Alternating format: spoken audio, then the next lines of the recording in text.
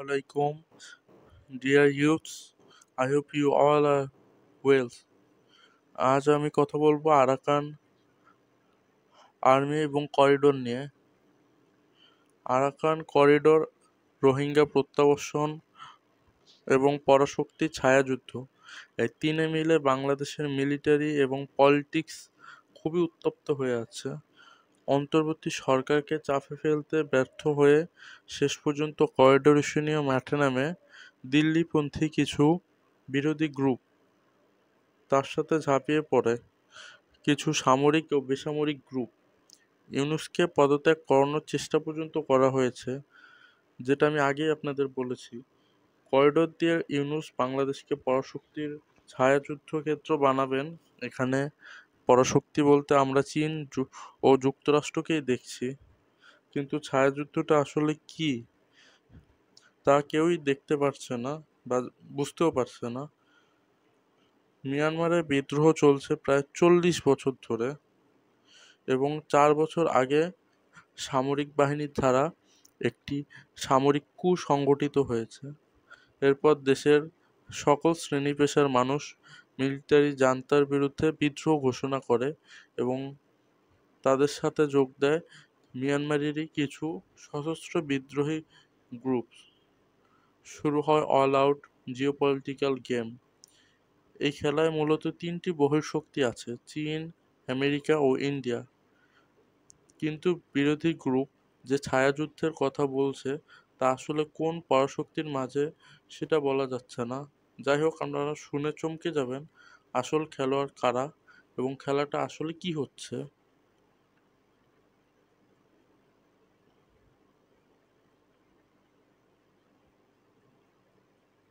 মিয়ানমারে চীন ও যুক্তরাষ্ট্রের খেলাটা মোটা দাগে আধিপত্যের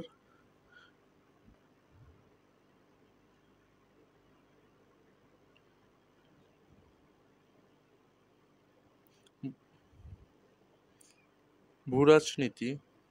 পশ্চিমা দুনিয়া মূলত গণতন্ত্র এবং মুক্ত বাজার অর্থনীতির মাধ্যমে সারা পৃথিবীকে গ্রাস করে রেখেছে এবং সারা পৃথিবীতে আধিপত্য কায়েম করেছে। আরাকানে কোনো গণতন্ত্র নেই, অর্থনীতিও পুরোপুরি মুক্ত বাজার নয়। সেজন্য আমেরিকা এবং ইউরোপীয় ইউনিয়নের টার্গেট মিয়ানমারকে গণতন্ত্র প্রতিষ্ঠা করে চীন বিরোধী একটি স্ট্রং পলিটিক্যাল পাওয়ার গড়ে তোলা। চীনকে চারিদিক থেকে চেপে ধরে যে কৌশল আমেরিকা তৈরি করেছে তা বাস্তবায়ন করতে হলে একটি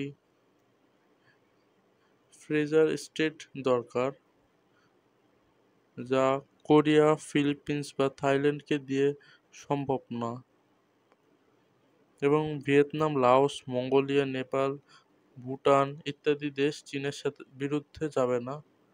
পাকিস্তান সহ মধ্য এশিয়ার বাকি দেশগুলো চীনের সাথে একটি সুসম্পর্ক বজায় রেখে চলে, সেজন্য তারা এদের মাধ্যমে চীনকে অস্থিতিশীল করার চেষ্টাও করতে পারবে না। তাই যুক্তরাষ্ট্র বা পশ্চিমা দুনিয়া একটি দুর্বল জায়গায় হিট করার জন্য এতদিন যাবৎ অপেক্ষা করছিল, এবং তারা এই দুর্বল জায়গাটি না পেলেও বা হিট করতে না পারলেও চীনকে অন্তত চেপে ধরে রাখার জন্য সে তারা এমন একটি জায়গা খুঁজে পেয়েছে সেটি আমাদের দেশ থেকে খুব একটি দূরে নয়, সেটি আমাদের পাশেই আরাকান বা বার্মা। এখানেই ঘাঁটি পাতলে স্থল ও জল সীমান্ত দিয়ে চীনের গভীরে নজর রাখা সম্ভব। তাই আরাকান আমেরিকার কাছে খুবই গুরুত্বপূর্ণ, অনেকটা ইউক্রেন, রাশিয়া, ইসরায়েল, মধ্যপ্রাচ্যের মতো। আর ঠিক এ কারণেই মিয়ানমার বেজিংয়ের অত্যন্ত ঘনিষ্ঠ মিত্র। তবে সাম্প্রতিক সময়ে সামরিক জান্তার কার্যকলাপে চীন অতি ক্ষুব্ধ হয়ে পড়েছে, অতি রাগান্বিত হয়ে পড়েছে। এজন্য তারা বার্মায় যুদ্ধরত বিদ্রোহী গ্রুপগুলোর সাথে একটি সুসম্পর্ক, কূটনৈতিক সম্পর্ক বিল্ড আপ করেছে। এই বিষয়টি আগের কয়েকটি ভিডিওতে আমি বলেছি। বার্মার সবচেয়ে পাওয়ারফুল রেবেল গ্রুপগুলোর মধ্যে বেইজিং কোনো না কোনোভাবে সুসম্পর্ক তৈরি করার কাজ করে যাচ্ছে এবং করেছে অলরেডি। রেবেলদের সাথে চীনের এই সম্পর্কের কারণ তারা জানে বার্মিজ মিলিটারি জান্তা হয়তো আর বেশি দিন ক্ষমতায় থাকতে পারবে না। সেক্ষেত্রে ক্ষমতায় যার নতুনভাবে উদয় হবে তারা যেন চীনের স্বার্থের বিরুদ্ধে কোনো কাজ না করে, তাদের সাথে যেন শক্তিশালী সম্পর্ক থাকে, সেই পলিসি থেকেই চীন আরাকান সবচেয়ে বেশি শক্তিশালী বিদ্রোহী গ্রুপগুলোর সাথে নিবিড় সম্পর্ক বজায় রেখে আসছে। যেমন Wa State army, Kachin Independence Army, Arakan Army, Ta'ang National Liberation Army, Myanmar National Democratic Alliance Army ইত্যাদি চীনের সাথে খুবই ক্লোজ। এবং এই অনেকগুলো সংগঠন নিয়ে যে ব্রাদারহুড অ্যালায়েন্স আছে, এটা চীনের সাথে খুবই সুসম্পর্ক বজায় রেখে আসছে। এছাড়াও আরও কয়েকটি ছোট বিদ্রোহী অর্গানাইজেশন আছে যা চীনের সম্পর্ক বজায় রাখে। তাদের অস্ত্র সরঞ্জামের বড় অংশ চীন থেকে আসে। চাইনিজ ইনফ্লুয়েন্সের কারণে কোনো বার্মিজ বিদ্রোহী গ্রুপই স্বাধীনতা এখনও ঘোষণা করেনি। যাই হোক, চীনের সাথে বিদ্রোহীদের এই সম্পর্কের বিষয়টি ওপেন সিক্রেট। মিয়ানমার জান্তা যেমন জানে তেমনি আমেরিকাও জানে, কিন্তু কিছু করার নেই তাদের। ফলে তারা বিকল্প খুঁজছে। বর্তমানে সে বিকল্প হতে পারে রোহিঙ্গারা। আরাকান যেন পূর্ণ স্বাধীন হয় সেজন্য রোহিঙ্গাদেরকে ইউজ করার প্ল্যান আছে। আরাকান আর্মি যেহেতু চীনের ইনফ্লুয়েন্সে আছে সেহেতু তারা আমেরিকার ইন্টারেস্ট দেখবে বলে মনে হয় না।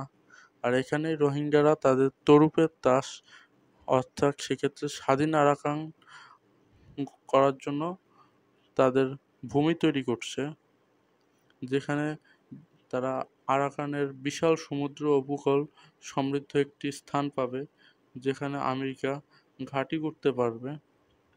পাশাপাশি বেইজিংয়ের জন্য একটি সুইটেবল একটি সি অ্যাক্সেস বন্ধ হবে। কিন্তু মজার বিষয় হলো চীন এটা জানে, আসলেই চীন এটা জানে, কিন্তু এরপরও তারা চায় যে রোহিঙ্গারা তাদের দেশে ফিরুক, তবে চীনের শত্রু হয়ে নয়। আর খেলাটা সেখানেই।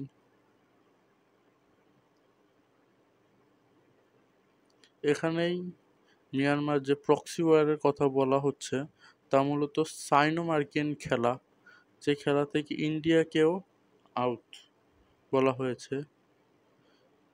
এবং দিল্লির মেলা অনৈতিক স্বার্থ, সেই স্বার্থ রক্ষা করতে হলে এই খেলায় বাংলাদেশকে ঢুকতেই হবে। কিন্তু কেউ তো তাকে ঢুকতে দিচ্ছে না, না চীন না আমেরিকা। এটা কেন ঢুকতে দিচ্ছে না বা বাংলাদেশকে এই খেলায় কেন ঢুকতে পারছে না সেটা নিয়ে আমি সবার শেষে বলবো। কিন্তু চীন এবং আমেরিকা রোহিঙ্গাদেরকে এই খেলায় প্রবেশ করাতে চাচ্ছে, বাংলাদেশকে না, বাংলাদেশ আর্মিকেও না। কিন্তু এরপরেও এই খেলার সবচেয়ে বড় প্লেয়ার সেটি আমাদের এই বাংলাদেশি। হ্যাঁ, আপনারা হয়তো অবাক হচ্ছেন, আমাদের বাংলাদেশি পারে এখানের সকল সমস্যা সমাধান করতে।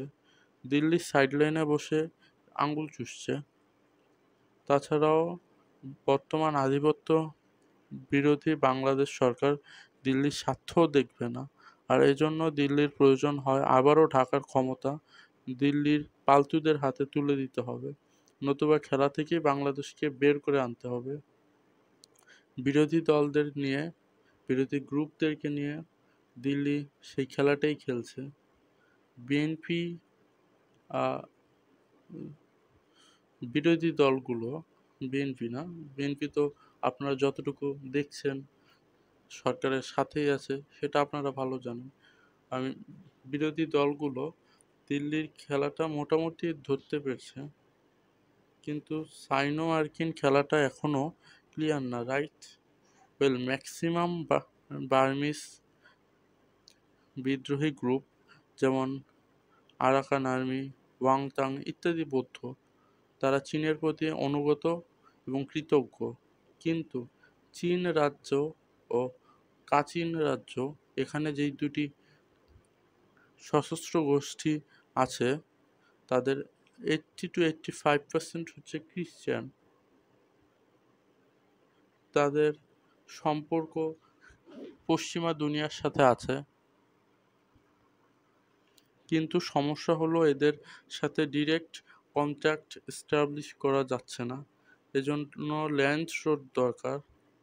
যেমন কাচিনের বর্ডার ইন্ডিয়া ও চীনের সাথে আছে। চীন রাজ্যের, চীন নয়, চীন আলাদা দেশ, মিয়ানমারেরই একটি চীন রাজ্য আছে। সেই চীন রাজ্যের বর্ডার বাংলাদেশ ও ইন্ডিয়ার সাথে আছে। চীন ও ভারত কেউই বার্মায় মার্কিনীদের অ্যাক্সেস দিবে না। একমাত্র অপশন হতে পারে বাংলাদেশ। তারা রোহিঙ্গাদের আরাকানে পাঠাবে আগে, তারপর আরাকান আর্মিকে স্বাধীনতার জন্য প্রভোগ করবে বা প্রলুব্ধ করবে। না পারলে তখন তারা রোহিঙ্গাদের মাঠে নামাবে। মোটা দাগে এটাই বোঝা যাচ্ছে। আরাকানের স্বাধীনতা বাংলাদেশের জন্য ভালো কি মন্দ সেটা পরের প্রশ্ন, কিন্তু এই মুহূর্তে আমাদের সবচেয়ে মাথা ব্যথার কারণ হচ্ছে এই আরাকান। কারণ এখন যে অবস্থা তৈরি হচ্ছে সেজন্য রোহিঙ্গাদের বার্মায় ফেরত পাঠানো আমাদের জন্য ফরজ হয়ে গিয়েছে। কারণ প্রায় 14 লাখ রোহিঙ্গা এই বাংলাদেশে অবস্থান করছে, এবং এটি একটি হাইড্রোজেন বোমার মতো অবস্থা হতে পারে। এরা চূড়ান্ত অত্যাচারের মুখে তাদের দেশ ছেড়ে এদেশে এসেছে, এবং সেই ক্যাম্পে থাকতে থাকতে, রোহিঙ্গা ক্যাম্পে থাকতে থাকতে তাদের মন বিষাদে ভরে গেছে এবং তাদের বুদ্ধি লোপ পাচ্ছে।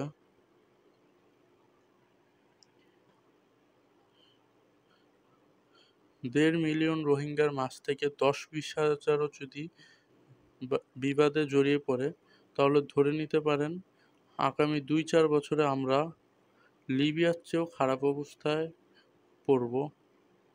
আমাদের সাথে চীনও চিপায় পড়বে।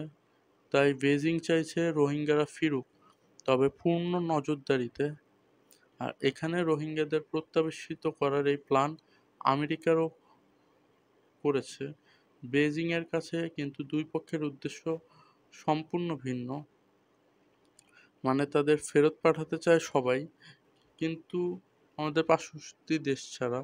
এই পার্শ্ববর্তী দেশ কেন তাদেরকে তাদের ভূমিতে ফেরত পাঠাতে চাচ্ছে না, এর মাঝখানে একটি বড় জল খোলা হয়ে আছে, সেটি নিয়ে আমি পরের ভিডিওতে কথা বলবো আপনাদের সঙ্গে। কিন্তু এখন এই বিপুল সংখ্যক উদ্বাস্তু কোনো একটি দেশকে ধ্বংস করে জন্য যথেষ্ট। পাকিস্তানের বেস্ট এক্সাম্পল এটা হতে পারে। বিশ্বের অন্যতম মেধাবী এবং কঠোর পরিশ্রমী একটি জাতি ধর্মীয় সংবাদের চোরাবালিতে আটকে আছে। পাকিস্তানিরা আমাদের মতো না। হ্যাঁ, আমাদের মতো না, ওরা আরও কিছুটা ধর্মভীরু হয়তো, যদিও তাদের সঙ্গে সরাসরি সাক্ষাৎ এখনো আমার হয়নি। কেবল আফগান উদ্বাস্তুদের কারণে আজ পাকিস্তানের এই বেহাল দশা। আপনারা সবাই নিশ্চয়ই জানেন বেলুচিস্তান স্বাধীন হয়ে আসছে, এবং পাকিস্তানের ভিতরেই তালেবান নামের একটি বিদ্রোহী গোষ্ঠী তৈরি হয়েছে।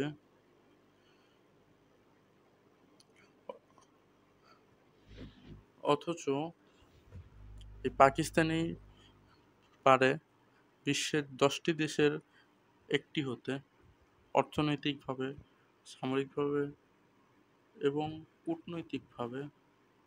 তারা শুধু এই একটি কারণেই পাচ্ছে না। পাকিস্তানের যতগুলো গোষ্ঠী আছে, বিদ্রোহী গোষ্ঠী, তাদের এই গোষ্ঠীগুলোর ভিতরে 95% ফাইটার হচ্ছে আফগান উদ্বাস্তু গোষ্ঠী। অর্থ আর জান্নাতের লোভ দেখালে হেন অপকর্ম নেই, এরা করতে পারে না। এরা কিছুটা ধর্ম ভীরু বলবো না অন্ধ বলবো সেটা জানি না। তাদের এই চারিত্রিক বৈশিষ্ট্যের কারণে একটি পার্শ্ববর্তী দেশের গোয়েন্দা সংস্থা বিপুল সংখ্যক আফগান উদ্বাস্তুকে পাকিস্তান বিরোধী অপকর্মে নামিয়ে দিতে পেরেছে, যার ফলাফল গত ২০ বছর ধরে ভোগ করছে ইসলামাবাদ। ইন্টারন্যাশনাল রিফিউজি কনভেনশনের কারণে না পারছে এদের ঘাত ধরে বের করে দিতে, না পারছে রেখে দিতে। ফলাফল চোখের সামনেই আমরা দেখছি। বাংলাদেশের ক্ষেত্রেও ঠিক একই জিনিসটা হতে পারে এবং করার চেষ্টা করছে আমাদেরই পার্শ্ববর্তী দেশ। সো যে কোনো মূল্যে রোহিঙ্গাদের ফেরত পাঠাতে হবে। পরে তা দেখা যাবে। Now come to the point. America চায় রোহিঙ্গাকে আরাকানে ফিরুক, তবে স্বাধীনতার শক্তি যেন স্বাধীন আরাকান চীন ও কাচিন স্টেটের খ্রিস্টান বার্মিজদের সাথে একটি ব্রিজ তৈরি করতে পারে এবং আলটিমেটলি মিয়ানমারকে ভেঙে চীনকে চিপায় ফেলতে পারে। ওদিকে চীনও রোহিঙ্গাদের ফেরাতে আগ্রহী, তবে ইউনাইটেড লীগ অফ আরাকানের সহযোগী শক্তি হিসেবে। বেইজিং চায় রোহিঙ্গারা আরাকানে ফিরে গিয়ে আরাকান আর্মির সাথে যুক্ত হয়ে তাদের প্রেসক্রিপশন অনুযায়ী প্রদেশটি চীনের ইনফ্লুয়েন্সে থাকুক এবং মার্কিনীদের প্ল্যান যেন ভেস্তে যায় সেরকম কিছু করতে। কিন্তু তাদের একটি পার্শ্ববর্তী দেশ, সেটির নাম নিচ্ছি না, তারা চায় রোহিঙ্গারা যেন বাংলাদেশেই থাকে, কারণ এর মাধ্যমে বিনা যুদ্ধে বাংলাদেশের ম্যাক্সিমাম ধ্বংস করা সম্ভব। পাশাপাশি আমেরিকা ও চীন এই দুই পার্টিকেই খেলে দেওয়া সম্ভব। আর এই খেলায় তারা সাথে পেয়েছে আমাদেরই দেশের বিরোধী গোষ্ঠীদের, ইউনুস বিরোধী গোষ্ঠী, স্বাধীনতা বিরোধী গোষ্ঠী, এসব লোকদের। আমি একবারেও ৭১-এর স্বাধীনতা বিরোধী গোষ্ঠীর কথা বলছি না, আমি বাংলাদেশের স্বাধীনতা বিরোধী গোষ্ঠীর কথা বলছি, যারা এখনও বাংলাদেশের বিপক্ষে কাজ করে চলেছে। আমাদের মাঝে ভুয়া গোয়েন্দা তথ্য ছড়িয়ে দিয়ে তারা আমাদের পাগল করে দিয়েছে। যাই হোক, আমি আশা করব দেশপ্রেমিক শক্তি, আমাদের দেশপ্রেমিক সেনাবাহিনী, দেশপ্রেমিক সামরিক বাহিনী পার্শ্ববর্তী দেশের এই অপশক্তি ও তার দোসরদের ব্যর্থ করে দিবে। বাংলাদেশ সমুন্নত রাখবে তাদের স্বাধীনতা এবং সার্বভৌমত্ব, এবং এর জন্য যেটি দরকার সেটি হচ্ছে সামরিক শক্তি। জি, আরাকান ও করিডোর নিয়ে যখন আমি আগের ভিডিওতে কথা বলেছি, তখন আমি এই কথাটি বলেছি, যদি আরাকান থেকে আমাদের আসলেই লাভ করতে হয়, বড় অঙ্কের লাভ করতে হয়, তাহলে আমাদের সবচেয়ে বড় যে জিনিসটি দরকার সেটি হচ্ছে সামরিক শক্তি। এবং আপনারা এখন যে ছবিটি দেখছেন সেটি হচ্ছে বাংলাদেশ বিনিয়োগ উন্নয়ন বোর্ড ও বিডার চেয়ারম্যান টার্কিশ কোম্পানি তুরস্ককে অর্থাৎ এমকেই দিয়ে তৈরি ক্যান স্নাইপার রাইফেল হাতে আশিক চৌধুরীকে, যিনি একটি প্রেজেন্টেশন দিয়ে অনেকের ঘুম হারাম করে দিয়েছিলেন। আপনারা নিশ্চয়ই সেই প্রেজেন্টেশনটি দেখেছেন।